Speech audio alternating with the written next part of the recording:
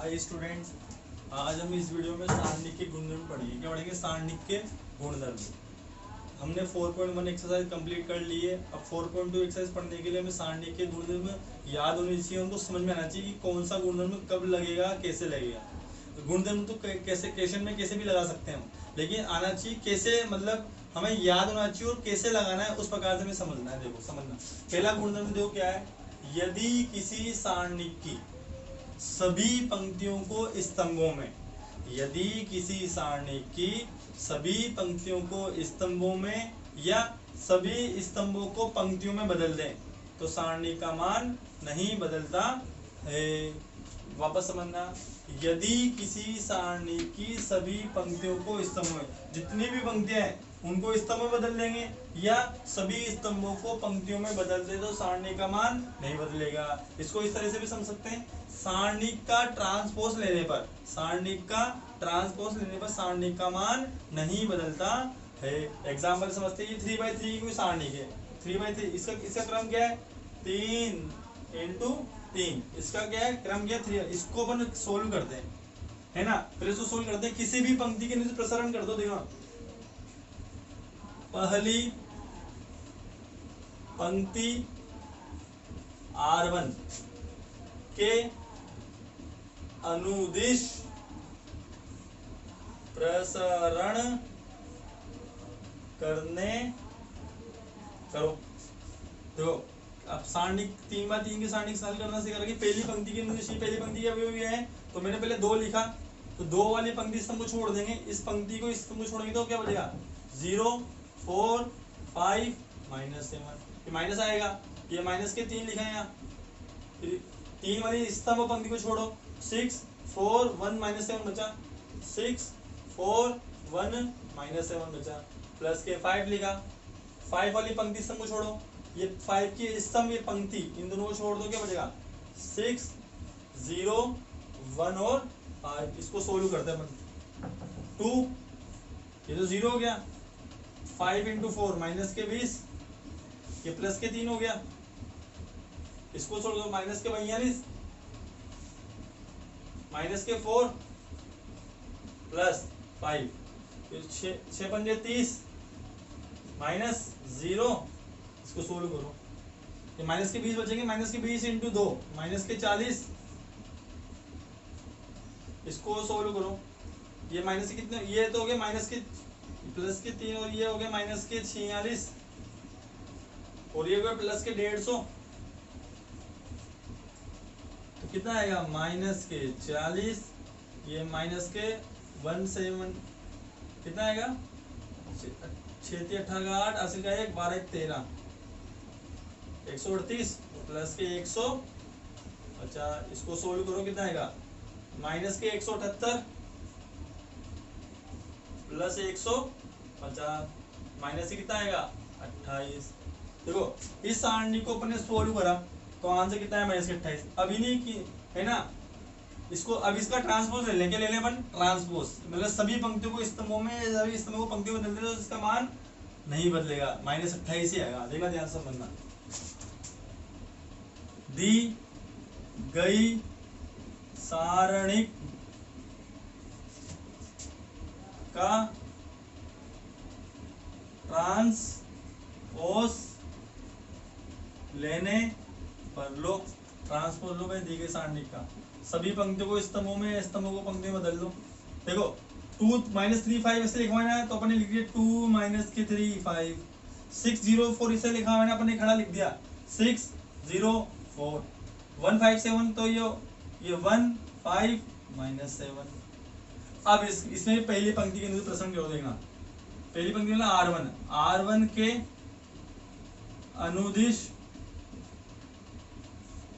प्रसारण करने पर करो। देखो 2 लिखा, 2 वाले स्तंभ पंक्ति को छोड़ दो तो क्या आएगा? 0 5 4 -7। फिर माइनस के 6 लिखा क्योंकि प्लस माइनस प्लस पहली पंक्ति की तो ये होगा। अब इसकी 6 वाले स्तंभ पंक्ति को छोड़ो तो माइनस के 3 5 5 -7 प्लस के 1 लिखा, 1 वाली पंक्ति स्तंभ को छोड़ो, माइनस के 3 0 5 4। अब इसको सोल्व करते हैं। ये तो 0 माइनस के 20, 7 के 21 माइनस के 25 माइनस के 12 और माइनस के 0। इसको सोल्व करो, क्योंकि माइनस के 40, ये कितना बचा माइनस के 4 और ये माइनस के 12, तो माइनस के 40 प्लस के 24 और माइनस के 12, 40 और 12 माइनस के 52 और प्लस के 24, तो कितना बचेगा माइनस के 28। देखो ये इसका आंसर भी कितना है माइनस के 28, इसका भी आंसर कितना है माइनस के 28। तो पहला गुणधर्म क्या है, यदि किसी सारणी की सभी पंक्तियों को स्तंभों में या सभी स्तंभों को पंक्तियों में बदल दें तो सारणी का मान नहीं बदलेगा। तो पहला गुणधर्म आपको अच्छी तरह याद होना चाहिए। ऐसे अपने 8 गुणधर्म पढ़ेंगे, मतलब कितने पढ़ेंगे 8 गुणधर्म, जिसमें पहला गुणधर्म मैंने आपको सिखा दिया। पहला गुणधर्म क्या है, यदि किसी सारणी की सभी पंक्तियों को स्तंभों में बदल दो या सभी स्तंभों को पंक्तियों में बदल दो तो सारणी का मान नहीं बदलता है। ये समझ में आ गया। इसका आंसर कितना है मेरे साइड, इसका भी आंसर कितना है माइनस के 28 आया। ये पहला गुणधर्म खत्म हो गया। अब सेकंड गुणधर्म पढ़ेंगे अपन।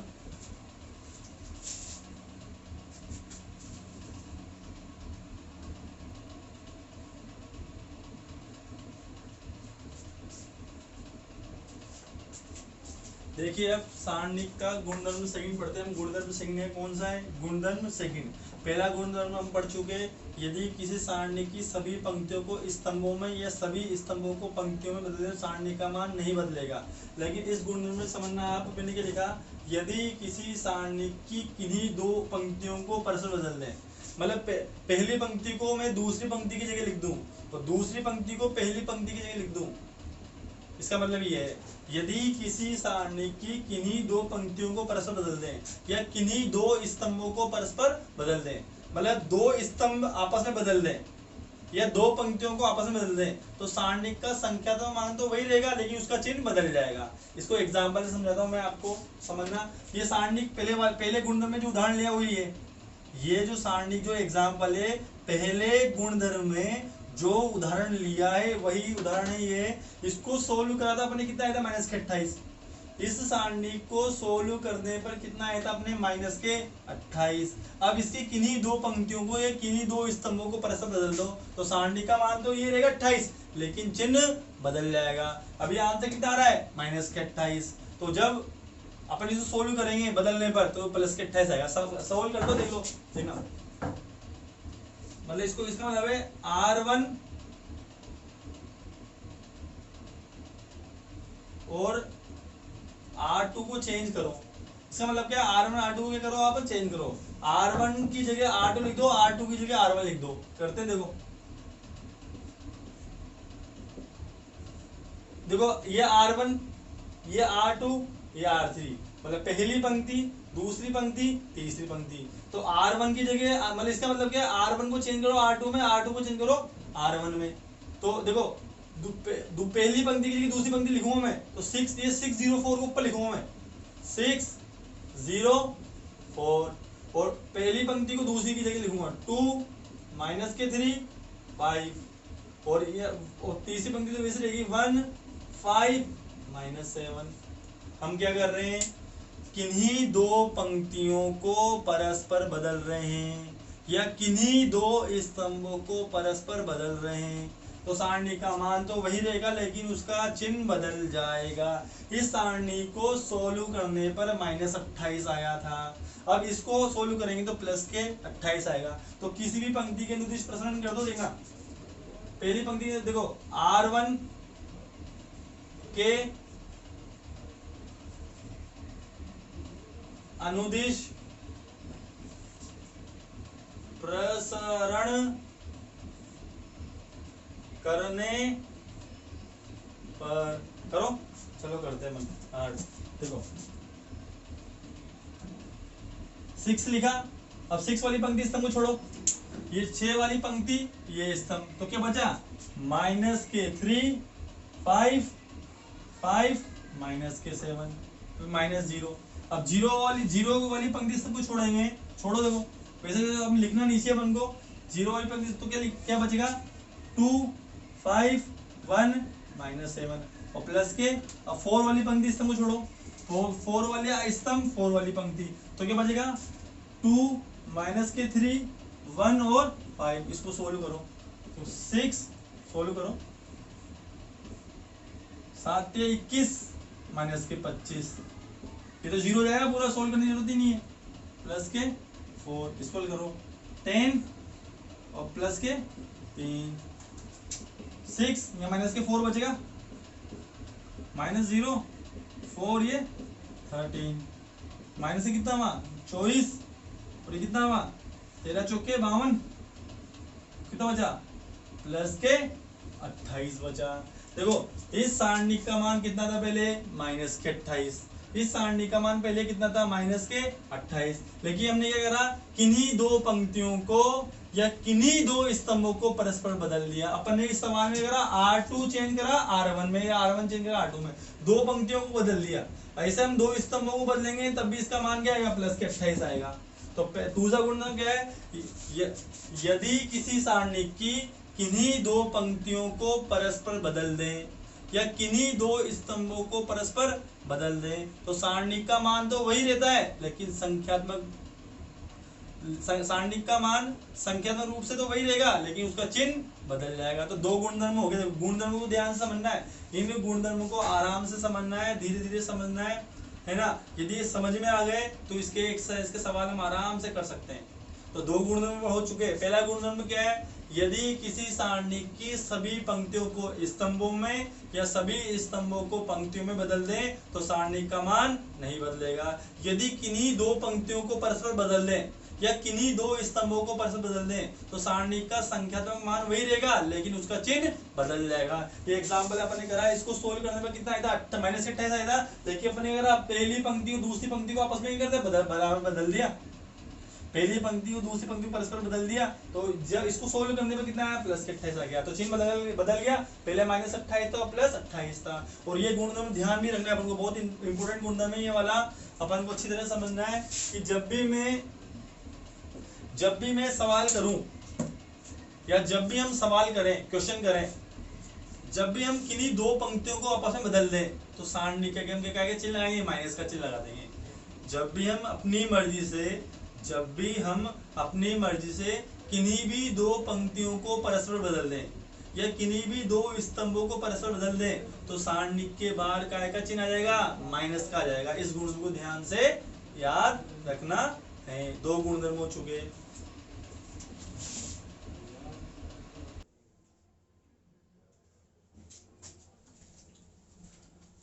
अब देख दो गुणधर्म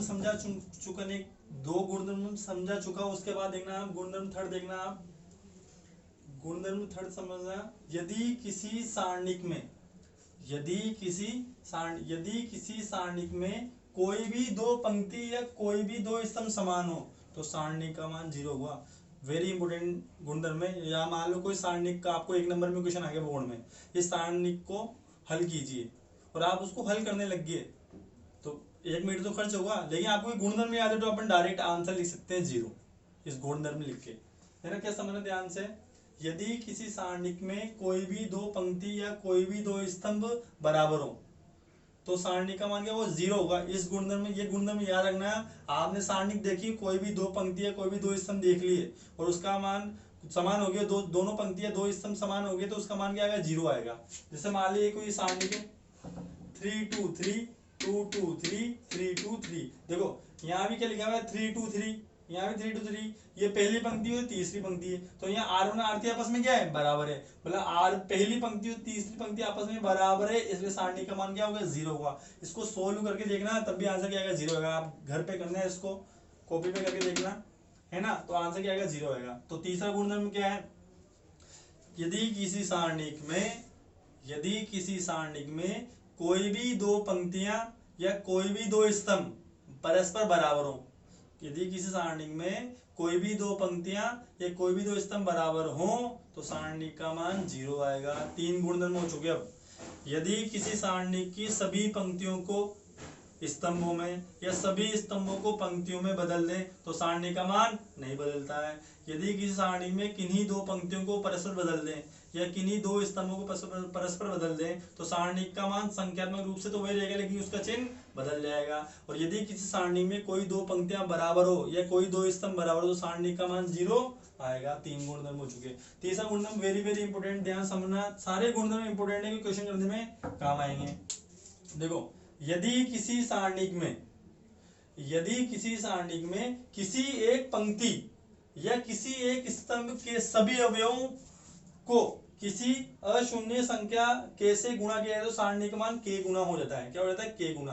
देखो, मैट्रिक्स सारणी में बहुत इंपोर्टेंट गुणधर्म है। जैसे एग्जांपल समझना, मान ले मैंने यहाँ पे कोई मैट्रिक्स लिखी, यहाँ पे अपन ने ये लिख दिया 2 3 4 5 और इस मैट्रिक्स को मैं 2 से गुणा कर रहा हूँ, 2 से 2 है तो ये 2 है ना, 2 मैट्रिक्स के प्रत्येक अवयव से गुणा होगा। ये जो 2 है इस पूरी मैट्रिक्स से गुणा होगा। मैं मैट्रिक्स समझा रहा हूं, ध्यान समझना। तो 2 2 जा 4, 2 दूनी 4, 2 तिया 6, 8 और 2 पंजे 10, 2 पंजे 10। तो क्या करा अपन ने, मतलब जब मैट्रिक्स में या मैट्रिक्स को किसी अशून्य संख्या से गुणा करें, मैट्रिक्स को किसी अशून्य संख्या से गुणा करें तो वह संख्या मैट्रिक्स के प्रत्येक अवयव से गुणा होती है। लेकिन सारणिक में ऐसा नहीं होता है। सारणिक में हम अपनी मर्जी से एक पंक्ति से गुणा कर दें, 2 से कर दें, 3 से कर दें या किसी एक स्तंभ से गुणा कर दें। तो ये गुण में ये काम आ रहा है, यदि किसी सारणिक में किसी एक पंक्ति 3 मान ले 3 बाई 3 की कोई सारणिक है, किसी एक पंक्ति किसी एक स्तंभ के सभी अवयवों को किसी अशून्य संख्या k से गुणा किया जाए, सारणी का मान क्या हो जाएगा? k गुना हो जाएगा। मतलब सारणिक में हम किसी संख्या से गुणा करें तो उसकी प्रत्येक अवयव से गुणा नहीं करते, किसी भी एक पंक्ति के सभी अवयव से गुणा कर दो, किसी भी एक स्तंभ से गुणा कर दो, सारणी का मान k गुना हो जाएगा। इस गुणधर्म से हमें ये 2 निष्कर्ष निकाले जो हमें याद होने चाहिए, है ना, ध्यान समझना। देखो समझो, उपरोक्त गुणधर्म के अनुसार इस जो ये गुणधर्म है इसके अनुसार किसी सारणी में किसी भी एक पंक्ति या किसी भी एक स्तंभ से कॉमन ले सकते हैं हम। मैट्रिक्स में तो सब में कॉमन आएगा लेंगे। मान ले मैंने कोई मैट्रिक्स लिखी है यहाँ पे 6 8 10 12, इन सब में से 2 कॉमन ले सकते हैं हम। क्या ले सकते हैं? 2 कॉमन लेंगे तो यहाँ 3, यहाँ गया 4, यहाँ गया 5, ये आ गया 6, 2 कॉमन ले लिया और ये इसको अंदर गुणा करेंगे तो ये आ जाएगा। तो मैट्रिक्स में तो प्रत्येक अवयव से गुणा करेंगे, प्रत्येक अवयव में से कॉमन आना चाहिए। सारणिक में ऐसा नहीं होगा। सारणिक में क्या करेंगे हम, किसी भी एक पंक्ति या किसी भी एक स्तंभ में से कॉमन ले सकते हैं। लिख रहा है देखो, उपरोक्त गुणधर्म के अनुसार किसी भी सारणिक में किसी एक पंक्ति या किसी एक स्तंभ में से कॉमन ले सकते हैं। मान लिया कोई सारणिक लिखी मैंने यहाँ पे ऐसे 10 15 20 1 2 3 5 3 4, तो यहाँ देखो, यहाँ पहली पंक्ति में से कॉमन आ रहा है 5। देखना, R1 से 5 कॉमन ले सकते हैं हम पहली पंक्ति में से। इन सब में से कॉमन नहीं आ रहा लेकिन पहली पंक्ति में कॉमन आ रहा है ना, तो पहली पंक्ति में 5 कॉमन लेंगे तो देखो सारणी क्या होगा, 5 कॉमन लेते हैं, 2 बचा, यहाँ 3 बचा, यहाँ 4 बचा, यहाँ 1 2 3, यहाँ 5 3 4, तो ऐसे हम कॉमन ले सकते हैं सारणिक में।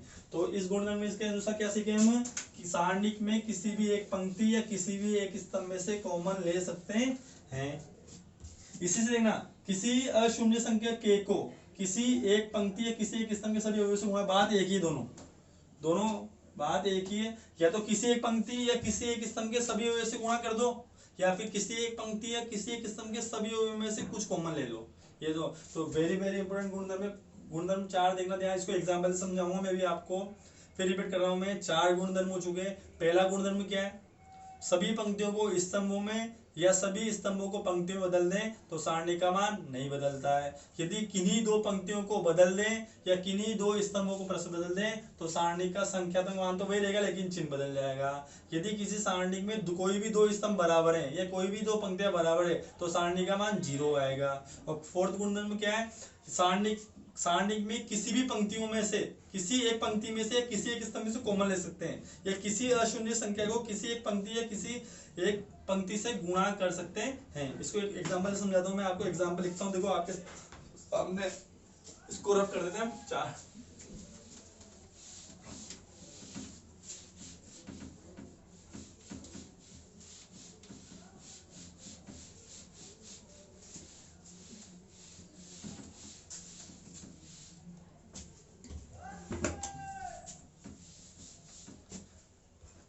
देखो गुणधर्म कौन सा एग्जाम्पल देखना इसका, कोई मैंने सारणिक लिखी यहाँ, कोई भी एक सारणिक ले लेंगे अपन।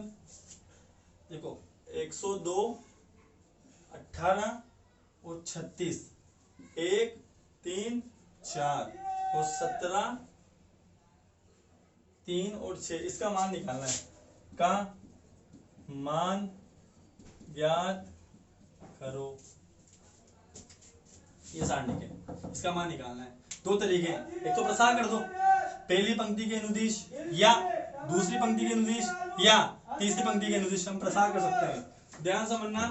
तो अपन क्या करेंगे देखना, यहाँ इसका सॉल्यूशन देखना, शायद यहाँ से कॉमन आ रहा है, 6 कॉमन आ रहा है, पहली पंक्ति तो देना R1 से 6 कॉमन लेने पर क्या लेंगे, कॉमन लो 6 कॉमन लेते तो क्या होगा, यहाँ तो 17 बच जाएगा, यहाँ 3 बचेगा और यहाँ पे 6 बचेगा, बाकी दूसरी पंक्ति बच रहेगी 1, 3, 4 और 17, 3 और 6। अब देखो कॉमन ले रहे अपन ने, केवल पहली पंक्ति में से कॉमन लिया अपन ने।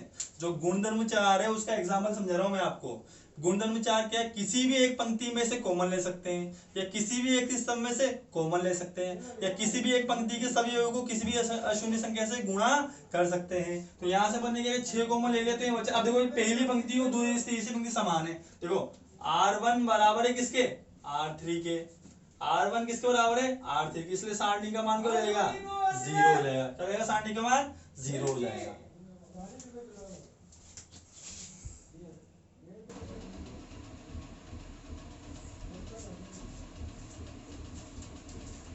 गुणधर्म 5 समझो। गुणधर्म 5 वेरी वेरी इंपोर्टेंट, देखकर समझना ध्यान से। क्या है, यदि किसी सारणिक में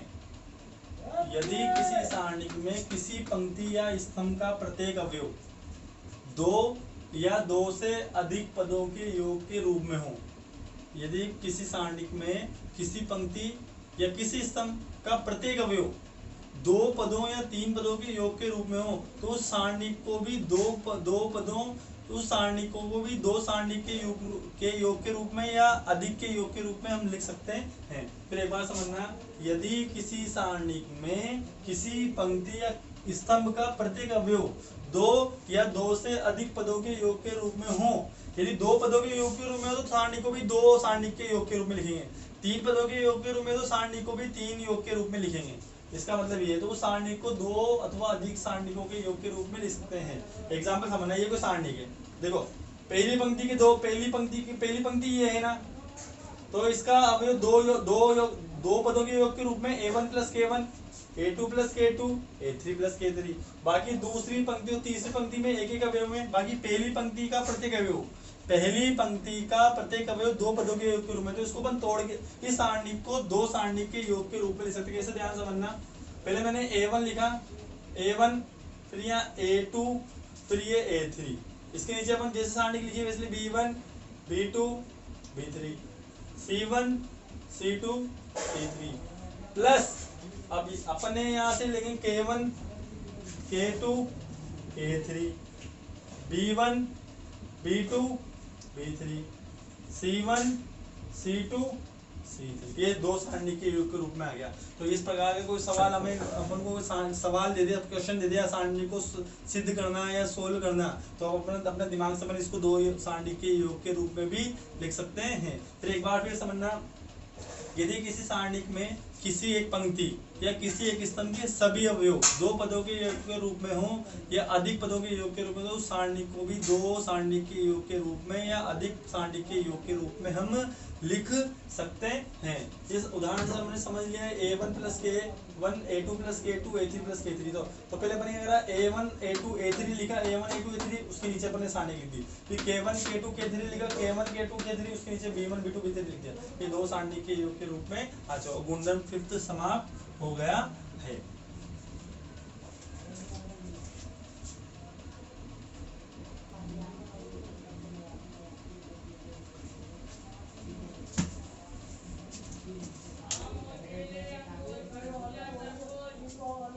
गुणधर्म 6 समझना। आप देखो ध्यान समझना, यदि किसी सारणिक में, बहुत इंपोर्टेंट गुणधर्म है, और ये गुणन बार बार लगाएंगे, समझो ध्यान से।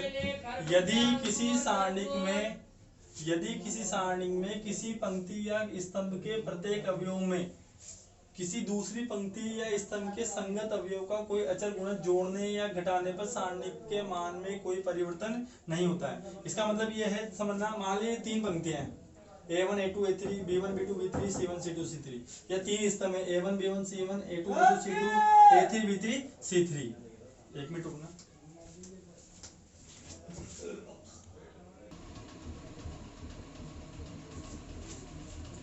तो अपन ये गुणधर्म से मिल रहे थे, मैं एक बार रिपीट करता हूँ। यदि किसी सारणी में किसी पंक्ति या स्तंभ के प्रत्येक अवयव में किसी दूसरी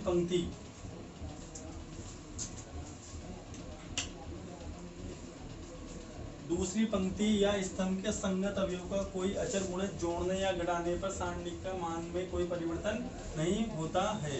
इसको समझना, इसको इससे समझो आप। प्रारंभिक रूपांतरण लगाने पर सारणी का मान नहीं बदलता है। फिर रिपीट कर रहा हूं मैं, प्रारंभिक रूपांतरण लगाने पर सारणी का मान नहीं बदलता है। प्रारंभिक रूपांतरण कैसे समझना ध्यान से, ये बहुत इंपॉर्टेंट है, समझना है आपको। जैसे मैंने ये लिखा R1, ये लिख दिया मैंने R1 प्लस R2, थोड़ा बड़ा लिखता हूं, देखो R1 चेंज करा R1 प्लस R2, ध्यान समझना। मतलब ये पहली पंक्ति है, पहली पंक्ति को चेंज कर रहे हैं, जो यहाँ पे लिखेगा उसको चेंज कर रहे हैं। कैसे कर रहे हैं कि R1 में R2 जोड़ रहे हैं, मतलब पहली पंक्ति में दूसरी पंक्ति को जोड़ रहे हैं। तो ध्यान समझना, अपन क्या करेंगे देखना, पहली पंक्ति में दूसरी पंक्ति जोड़ो, पहली पंक्ति में दूसरी पंक्ति जोड़ो। तो A1 में जोड़ूंगा B1, A1 plus B1, A2 plus B2, A3 plus B3, और दूसरी और तीसरी पंक्ति को वैसे लिखूंगा मैं जैसे लिखी हुई है, C1 C2 C3, ये सर। एक बार फिर समझना, जैसे मैंने यूं लिखा R1 चेंज करा, ये से R1 प्लस के R2।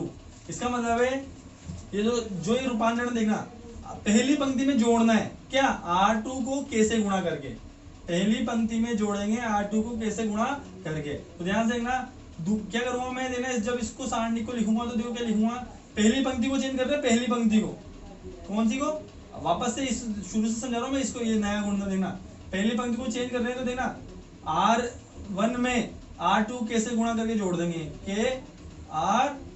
B1 A2 प्लस के B2, मतलब R2 को B से कैसे गुणा करेंगे, ये R2 ये है ना, ये पूरा क्या है R2 है, तो इसको भी कैसे गुणा करेंगे, इसको भी कैसे गुणा करेंगे, इसको भी कैसे गुणा करेंगे, और ये सबको संगत अवयव में जोड़ देंगे। और ये A3 प्लस के B3, और बाकी दूसरी पंक्ति और तीसरी पंक्ति तो वैसे ही रहेगी, C1 C2 C3। तो ये प्रारंभिक रूपांतरण समझ में आना चाहिए। मैं एक बार फिर समझा देता हूँ आपको, प्रारंभिक रूपांतरण देखना ध्यान से, इसको समझ में आना चाहिए। ये जो प्रारंभिक रूपांतरण होता क्या है, जैसे मैंने यहाँ पे लिखा यूं, C2 चेंज करा C2 माइनस C3। देखो जो यहाँ लिखना है, जो यहाँ पे लिखा वो यहाँ पे आएगा, कंफर्म है। ऐसा नहीं होगा C1 लिख दो या C2 लिख दो, ऐसा नहीं होगा। इसका मतलब क्या, दूसरे स्तंभ में से तीसरे स्तंभ घटाऊंगा। तो देना जो मैं सारणी लिखूंगा तो देना क्या होगा, स्तंभ, अब स्तंभ देखेंगे तो पहला स्तंभ तो वैसा रहेगा A1 B1 C1, C2 minus C3, C2 तो ये रहा, ये दूसरा स्तंभ तो ये ना, तो इसमें C2 में C2 तो ये होगा A2 minus A3 B2 minus B3 C2 minus C3, बाकी तीसरा स्तंभ तो वैसा रहेगा A3 B3 और C3, ये C2 माइनस C3 हो गया। हमें ये प्रारंभिक रूपांतरण समझ में आना चाहिए, क्योंकि जब भी हम क्वेश्चन करेंगे प्रारंभिक रूपांतरण हमें लगाना आना चाहिए, इंपोर्टेंट है। जैसे मैंने ये लिख दिया C1 plus C2 plus C3, इसका मतलब क्या है, पहले स्तंभ को चेंज कर रहे हैं। कैसे, पहले स्तंभ में दूसरा और तीसरा स्तंभ जोड़ रहे हैं, तीनों जोड़ रहे हैं। तो जब अपन तो सारणी लिखेंगे तो क्या होगा, ध्यान समझना, पहला स्तंभ कौन सा है, A1 plus A2 plus A3, B1 plus B2 plus B3, C1 plus C2 plus C। बाकी दूसरा स्तंभ तो वैसा ही आएगा, और तीसरा स्तंभ भी वैसा का वैसा आएगा। ये प्रारंभिक रूपांतरण है, ये प्रारंभिक रूपांतरण इसको पढ़ना आना चाहिए, यही इंपॉर्टेंट है, इसके अंदर ध्यान से समझना। मैं एक बार फिर एग्जांपल से समझा रहा हूँ आपको, बहुत इंपॉर्टेंट गुणधर्म है ये।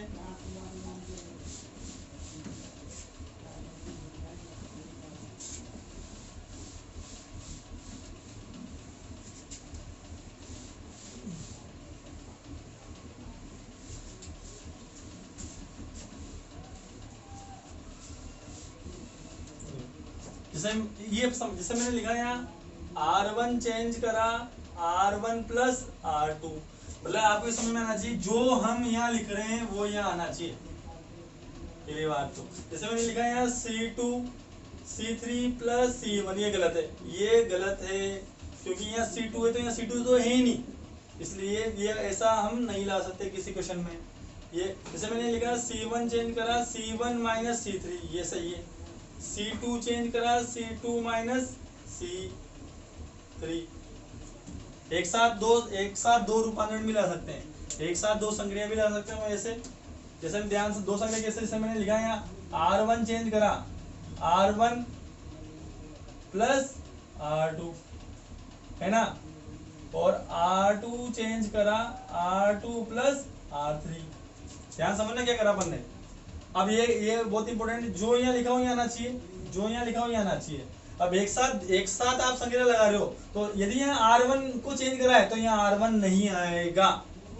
यदि यहाँ R1 मतलब पहली पंक्ति को चेंज कराए तो यहाँ R1 नहीं आएगा। जैसे मैंने यहाँ लिखा C2 चेंज कर रहा हूँ मैं C2 माइनस C3, और मैं यहाँ पे C3 भी चेंज कर रहा हूँ C3 माइनस C1। देखो ध्यान समझना, इन दोनों संख्या को ध्यान समझना। देखो यहाँ C2 है ना, तो यहाँ भी C2 है, यहाँ C3 तो यहाँ भी C3।